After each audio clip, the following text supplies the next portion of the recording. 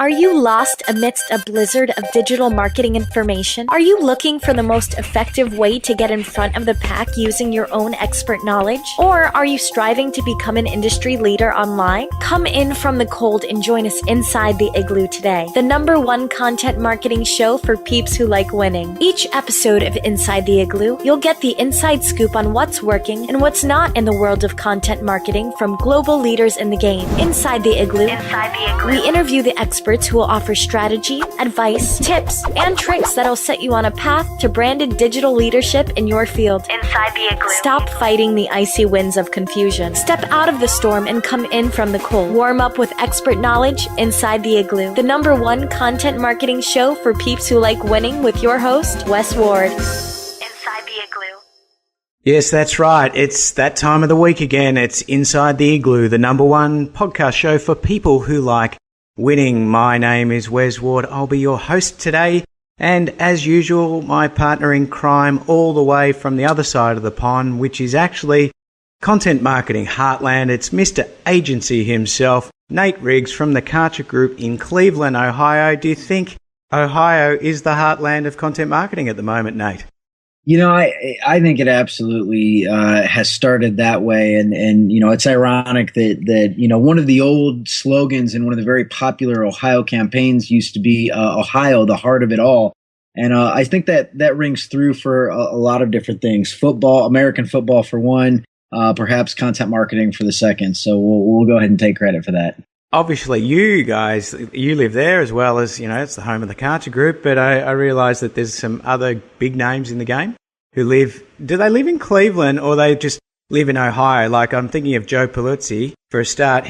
He's in Cleveland? Yeah, Joe's up and around the Cleveland area, and then you have a lot of good agencies up that way as well. ThunderTech is actually one of our competitors, but a competitor that does some very, very good work. And they are up in and around the Cleveland area as well. And then when you trickle a little bit south down into Canton, Akron, you get a lot more of the more traditional agencies, but you're starting to see a lot of movement in that area towards content marketing. And then keep going south down into Columbus. And we like to kind of say, you know, in Columbus, you can't throw a rock down High Street and not hit a boutique agency. There's a lot of buzz around content marketing and even traditional and digital marketing as well in Central Ohio. So it's kind of a good community for that. So Columbus is a digital hub, so to speak? I would say so.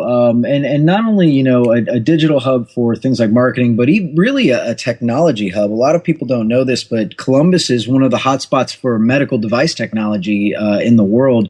We have Battelle Institute, which is one of the largest nonprofits that's kind of science-based and exploring medical device technology. And then there's an organization called Tech Columbus that is kind of the technology supporter in the area. So they do a lot of things with funding and grants and supporting early stage startups. Recently hired a new CEO in August.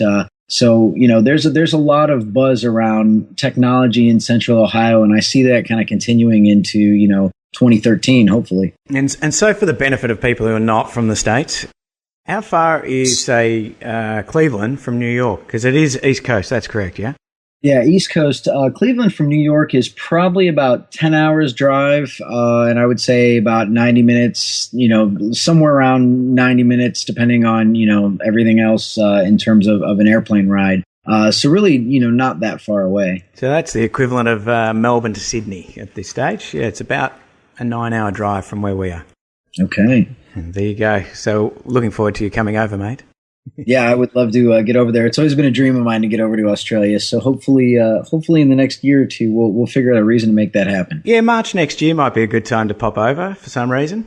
I'm thinking that's what I've heard. There's a little conference going down. Yeah, over a little there. conference over there in Sydney. Hat tip to Joe and the boys and girls over there at Content Marketing Institute. Now for today, I've been going through the process of getting content Igloo all prepared and published. It's been taking a little while. And it made me start thinking about what it's like for a business owner or a marketer of these businesses to think about, okay, executing content marketing strategy. How do I do it? Where do I start? All those things. And I was finding that I'm really believing that the planning is probably 75% of the work of the entire execution of the strategy. And I just thought it's a really good topic for today, is to talk about the planning, because if you don't do it, you're going to come unstuck down the track. And I just thought, let's talk about that today, because you've been doing it yourself in your own right, in your own capacity before you joined the Karcher Group. But obviously, you know, you've got a client base at Karcher as well, and you would be exposed to a lot of that and the importance of planning and some of the things that, you know, you look for first and watch outs and some rookie mistakes, etc., etc. I thought we'd start with that today.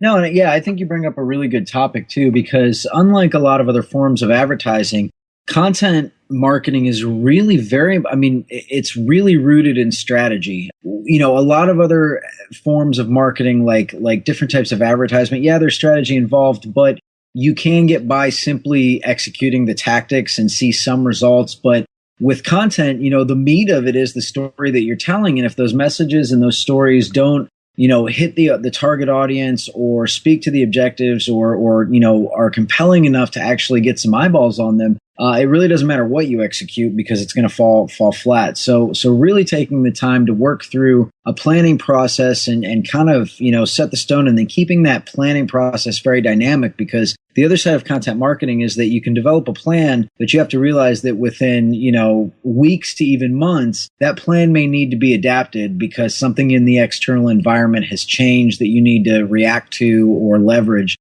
So it's this really interesting dynamic where it's become this continuous process. And I think as companies and agencies start to get used to that, everybody's going to be a little bit better off. Just for the benefit of the audience, what would you see as a couple of classic examples of content marketing strategy versus tactics? Because I agree with you that if you're just continuously deploying tactics, you'll end up like a hamster on a wheel, just spinning your wheels, getting short-term results as opposed to long-term gain.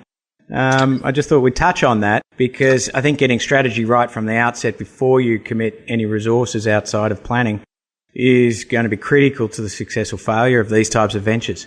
Well, I think a lot of the tactical approach to content marketing is really focusing on the delivery vehicles. So, you know, anybody can go out and produce ebooks, produce blog posts, produce tweets, Facebook status updates, long form magazines, whatever the delivery vehicle is. That's really not the hard part. The hard part is making sure that the content is focused to the right audience, that you're really, you know, hitting the pain points and delivering things that are not only helpful to the audience, but also interesting and keep their attention and do so in a entertaining way, because it's the other aspect is that it really is this cross section of information, the style and the delivery vehicle, but then also something that's entertaining that makes sure that people keep coming back for more. So really working through and figuring out, you know, who is the target audience or target audiences that we're trying to reach, what makes them tick as buyers, and what's important to them, not only to their careers and their jobs, if it's a B2B scenario, but if you're B2C, what else is in that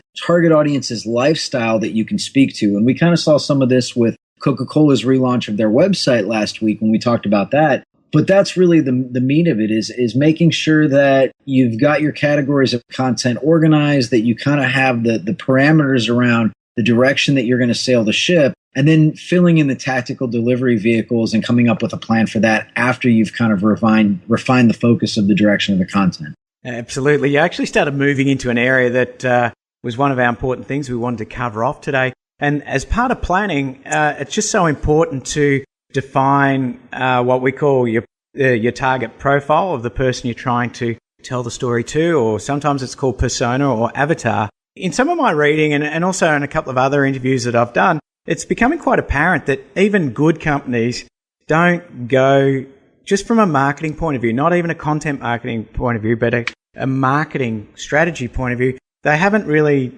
dissected who their target audience is, what they look like, what they do, what he or she buys, what they drive, all these types of things. It seems to be that the elite level companies are doing this, but this is something that's really, really easy that any company could do. But until you know exactly who you're telling the story to, all of a sudden your content marketing efforts are going to be wasted or just less optimal, because you're sort of writing banal, generic, sort of broad stuff rather than anything that's really specific and hits your target avatar or profile right between the eyes. I think this is just fundamental to planning stage of content marketing. No, and it's to your point exactly. It is kind of the foundation of everything else that you do. And every time I hear you say the word avatar, I think of big blue creatures in the jungle with spears running around. So I kind of think that's funny, but it is a valid point that a lot of companies have kind of skipped over the profile or avatar development for lack of having resources of being able to do it. Up until, the last 5 or 10 years, a lot of marketing at the small business and middle market level was done by gut instinct because you needed to make something happen and more meat was put into the execution. But now in 2012, almost 2013, we have so much data and information available that the hardest part is sifting through it. And I don't think a lot of content marketers or marketers in general realize that there are free resources out there that are very, very good that can at least give you some type of a glimpse into the behaviors and internet usage and purchase patterns of your target audience. What would be some of those tools, just for example? Well, just as examples, one of my favorites is a project launched by Google called thinkwithgoogle.com. And this is basically Google going out and hiring research firms to conduct a variety of different types of research studies, both using their data and then also using more traditional research methods. And then Google makes all of this research not only available to consumers for free, but also customizable. You can actually get on Think with Google and you can isolate your own variables, and you can kind of slice and dice the data that they have in your own way, and then produce things like graphs and charts and statements that you can then use in presentations to pitch management or whatever that is. Another great resource is pewinternet.org. It's a nonprofit research arm that's been around for some years. Did you spell that out? Was it Pew? Yeah, Pew, P-E-W. Pew.org, I believe it is. But if you just Google Pew Internet Research, you find a lot of really compelling studies in terms of how people are using the web for everything from, social media interaction to e-commerce to different types of content they're consuming. A lot of the hot studies right now are on kind of the multi-device experience. How are people not only using the web, but using the web in multiple different ways from multiple different devices, sometimes at the same time? Another study that I'm a big fan of that has actually been started by Edison Research and then a partnership between, I believe it's Jason Baer with Convince and Convert. It is Tom Webster, who's actually the vice president of strategy at Edison. And then I'm going to miss somebody. Mark, he wrote the book Return on Influence. Last name's totally blanking me right now. But it's a great study called The Social Habit. And The Social Habit digs into kind of the adoption behavior of U.S. and I think eventually the global audience, and really is a very, very in-depth study that's weighted against national averages. So this is really good research that's available. And that is a kind of a pay-for-play research study. But for a few $100s, you can, get quarterly reports as to what's changing in human behavior towards the adoption of different technology. And I think that's going to drive a lot of people to make better content marketing decisions in terms of, speaking to those avatars or those personas. That's incredible. I hadn't heard of any of those. And I like to think that I'm across quite a few of these things. One, while you're talking about, was it Think with Google? Is that what you said, the first one? Yeah, Think with Google, and it's available up there on the web for anybody to use, completely free. And it's if you haven't visited yet, give it a look. They do a lot of really compelling studies. Our Mobile Planet is one that I've recently read that has pretty much any information that you want on media consumption via devices. And then there's a lot of others. They're doing a lot of studies on the retail economy right now in terms of looking at the outlook for 2012's holiday shopping season and making some predictions there. But these are also annual studies. So you can go back and reference the 2011 reports for the holiday shopping season, Black Friday versus Cyber Monday, and the differences and variances there. And I just wanted to add to the gentleman on the Social Habit is Mark Schaefer, who's also a friend of mine and an author. Sorry, Mark. Totally forgot your last name for a minute. But he's involved in helping kind of produce that study as well. That's really, really interesting because I'm actually reading The Lean Startup at the moment. And it's interesting because I came across a Google tool about 8-9 months ago. And it was a market research tool that they brought out. I'm not sure whether you heard of it. But I've forgotten the name at the moment. But what they do is basically they leverage the AdSense network. So you can write your survey and then bang it out just like normal Google advertising to get people to go in with to participate in your survey.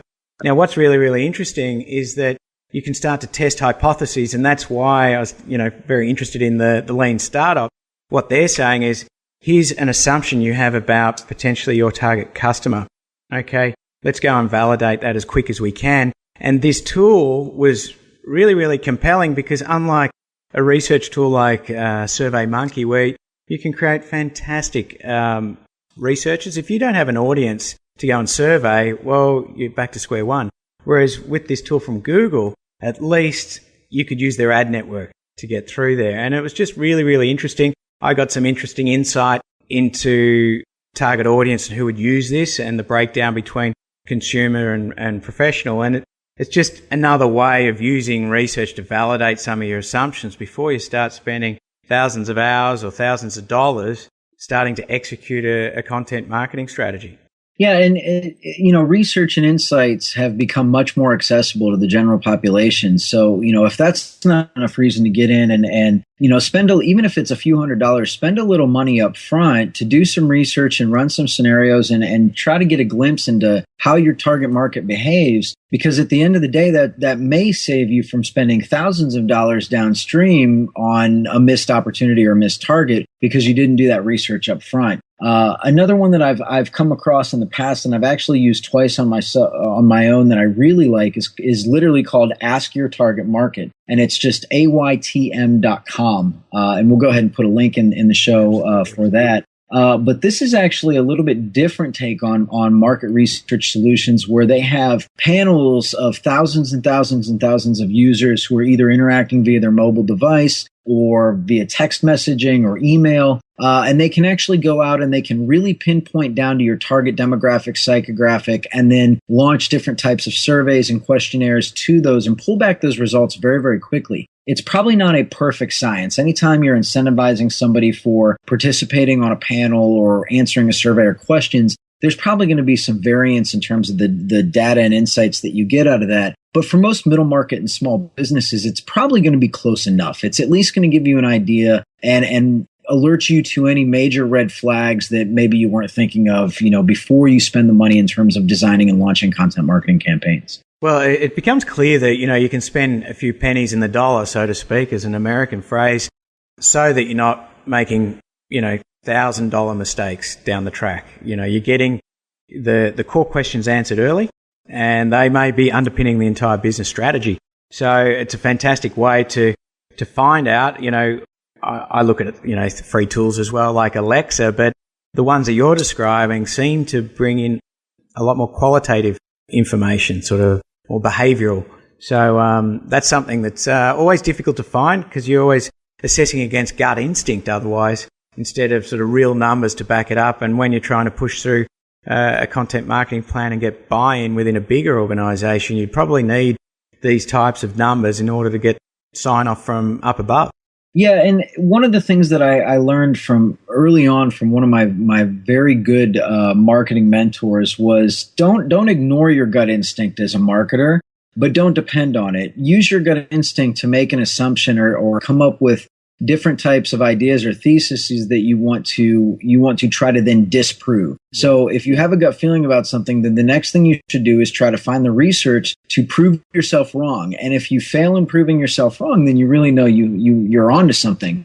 I think where a lot of marketers make mistakes is that they come up with an idea or a thesis or a concept, and then they simply go and find the numbers to prove themselves right. And with as much data as that is available today, that can get you into a sticky situation because it's very easy to prove yourself right. I recently wrote some posts on Instagram, and I was reading an article that was citing a sponsorship of one of the NHL hockey games in America. And what they did was they went out and hired, I don't want to name the company because obviously I don't want to, trash anybody, but they hired a bunch of Instagrammers, popular Instagram influencers to go out and produce content for that game by, giving them special access to the arena and whatnot. And the way that they reported the results was they basically took the total sum of all of the Instagrammers' connections on Instagram. So, each of these people had more than 100,000 plus followers. And they took the total sum of that, and then they multiplied that by the total number of pictures produced from the team, and then reported that as the total impressions generated by the campaign, and then used that to work backwards and prove the ROI. And if you think about that mentality, there's really big flaws in that thinking. That's terrible.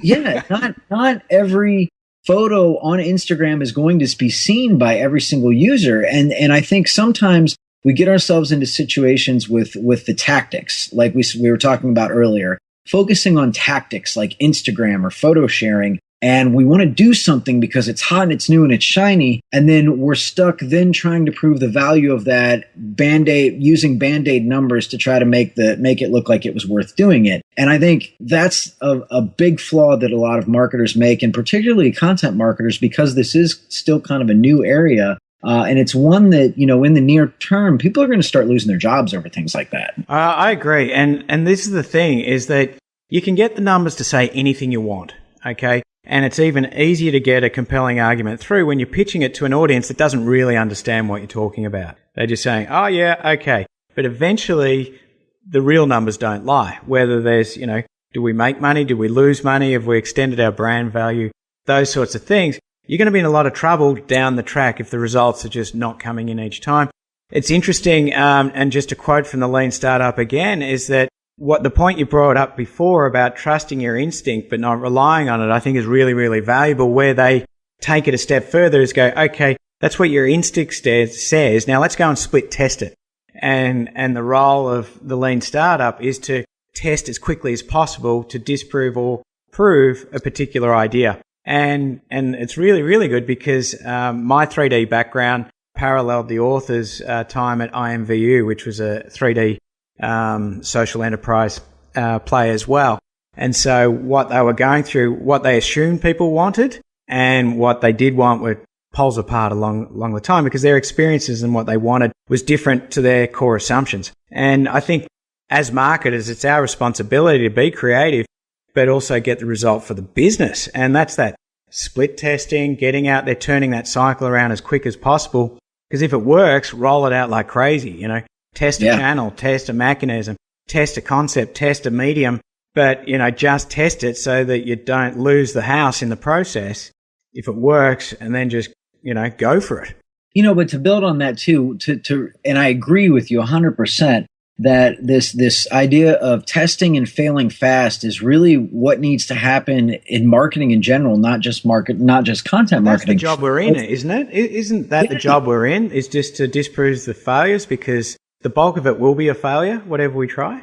Well, but the challenge with that too is that in order for that to actually be able to be successful, you're talking about a major organizational culture shift where CEOs and high-level leadership need to accept that. They need to accept the idea of experimentation, and with experimentation comes failure. And as long as failure is fast and there's learnings to be had from it, failure's okay. Where we've somehow gotten into the mentality where this idea that if you fail, you're going to lose your job. And who knows, maybe that was driven by the shakeup in the global economy in the last couple of years. But we're now gun shy to fail. We're now gun shy on experimentation because we feel that every experiment has to be successful and proven ROI. And because of that, we're never really going to make the type of fast advancements that we can until that mentality changes from the top down. Absolutely. And this is the fourth time I'm going to quote the book. So I might actually reach out to the author. I've forgotten his name right now for an interview, because one exactly on that point that you're saying is what he's saying is that the reason inside a big corporate culture, the reason for failure was either poor planning or poor execution. That's the management thinking. And what he's saying is no, if you bog yourself down in planning, it'll never actually get launched. It'll never get executed. The market may have moved on. What he's saying is the goal of all this testing is this validated learning that you've just touched on. And as long as the intellectual property is getting earned, that is the asset. That is what you roll out.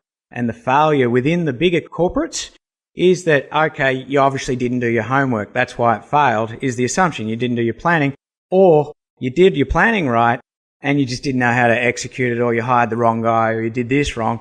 And so that's what stifles that, fail fast testing hypothesis and methodology. It's really, really fascinating. You really should read it. It's an awesome book. Yeah, I actually just looked it up. I've not read it yet, but the book is by author Eric Ries, and it definitely is something that just made my list. So thank you very much for that recommendation. To take that step further, I think it was, I can't recall whether it's Brian Clark or Brian Solis. I'll put it in the notes just to make sure that the right author gets the credit. He took that concept of, because the lean startup's about lean product development, but if you go a step back and go, all right, I want to get a new audience so that I have a product to sell to, he comes up with the concept of minimal viable audience, whereas lean startup is minimum viable product.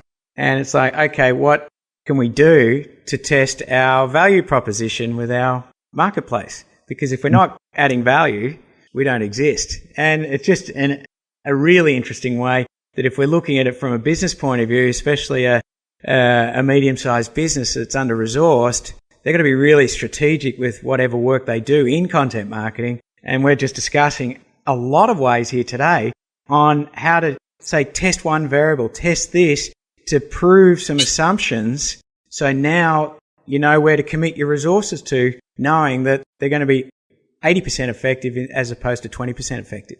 Absolutely. Well, and that's the other dimension of this that you've just kind of led into is not only the testing and figuring out what's effective and what's not, but then incrementally building off of your failures and success. And I think a lot of organizations really struggle with kind of building up that FAQ or that library of quote unquote experiments. And a lot of that's driven by organizational turnover. I mean, especially in the marketing game, you're looking at on average in the US, anywhere between a 2 and 4 year turnaround. I think the average stay of a CMO has moved from basically 18 months now back into 2 years. But in the marketing game, it's known that you're probably going to hop jobs a few times. And what happens a lot of times, but particularly in bigger organizations, is that IP isn't really documented, or it goes on some exchange server with millions of other files. And then the next person who comes in doesn't really have the ability to kind of pick up the sticks where they were dropped and has to kind of start back over. So you get this kind of a typewriter scenario in terms of the intellectual property and the learnings, particularly around content marketing and even social media, that the baton, I don't think is really being passed in the way that it should. So companies that really try to figure out how to build that library of learning and experiments and keep that visible to everybody in the organizations, those are the ones that are going to be very, very successful early on with things like content marketing. Well, it's typical, and it's not even just for marketing or content marketing. It could be engineers or whatever, but you don't want all your IP walking out the door when they quit. It's got to stay within the enterprise so that you can build on it, like you say. And this approach is the most efficient way. If you can organize that learning, I think is probably what we're touching on now, is where's the repository that's searchable to look at some of these experiments so that the next guy who's obviously or girl, very competent, comes in, can quickly look where things are at and move on. And it's just incredible that this is our conversation today when we're talking about, how to develop a persona or a profile or an avatar. But these are the tools that are available to us now, whereas 30 years ago, it would cost a bomb to get even basic data. And so, the free tools that we talk about today, especially, what was it? Ask Google or Think Google? Think with Google. Think with Google. Never heard of it. I'll be checking it out straight away. I'll go through the interview. We'll add it to the show notes, all the links, all the people that we spoke about today. We've only touched on one of 5 things we had on today, Nate. We were talking about off air, but as usual, we get a bit enthusiastic and fly away with it, and that's what makes this show great. I found it very fascinating, and I really enjoy your input. It's a journey that we're all going on, and we hope that the audience is enjoying it. And so we hope we get as many comments as possible from out there in internet webland to help make this show even better and greater and of more value and more relevance to our target audience. And the ones that we're talking to are the CEOs and the marketing managers of these, big to medium and even small branded companies. And we understand that resources are limited and they're finite, and you'd be seeing that every day, even with your clients at Karcher Group. Absolutely. And it's one of those things that, you do have to bite off what you can chew, realize that resources are going to be limited, but with technology the way it is, and a lot of times you don't have to spend big dollars to be effective. And now that we've got companies like Google out there putting out a lot of free resources, from applications to research, it just takes a little digging to find where this stuff is and then apply it to your business.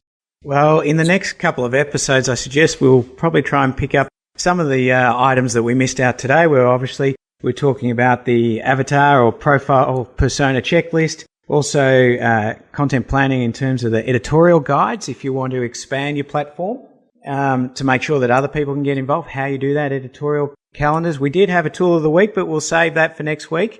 And also we had a few things to say what's going on with Facebook at the moment. I think that would probably be an episode all in itself, whether it's even worth investing in right now if you're starting out from scratch. I think that'll be a pretty hot one, Nate. Yeah, absolutely. You could spend a couple episodes talking about not only the business of Facebook, but how marketers can use it. It's a favorite topic of mine. So. And it may be worth us getting someone else on the call who specializes in it. And we may do a little bit of strategic planning. I believe Amy Porterfield's a bit of an expert in Facebook.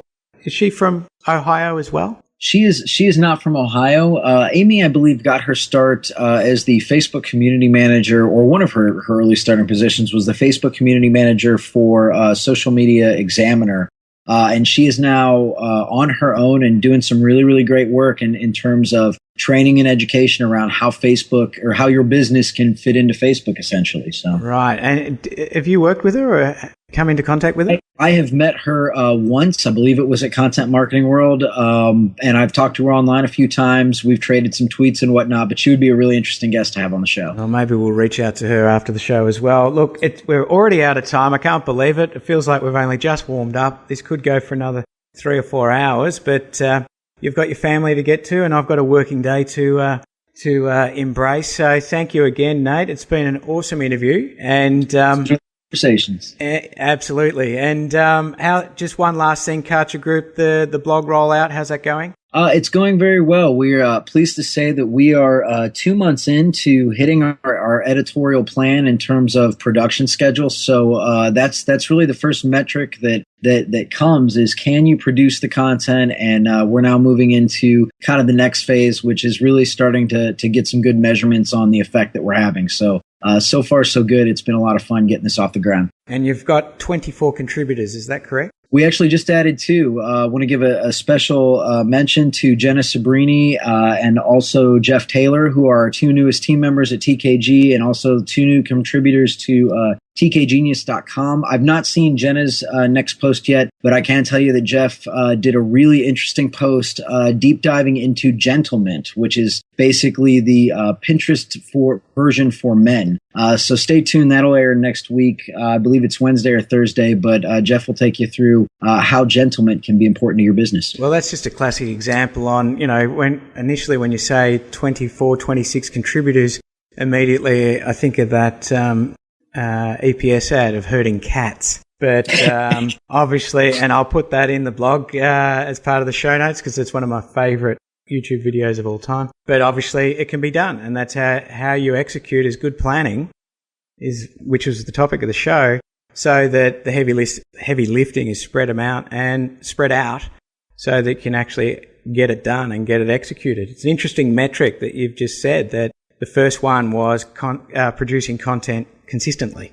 Yeah, that's where it starts. Until you drop the objects or drop the stone into the water, you don't get any ripples. Love it. All right, it's been an awesome Inside the Igloo. Nate, I appreciate it. We'll be on next week with a few more of the topics we missed out today. If you'd like to know more, please put a comment down below, tweet, or get in touch if you've got any questions or topics that you would like covered in today's show.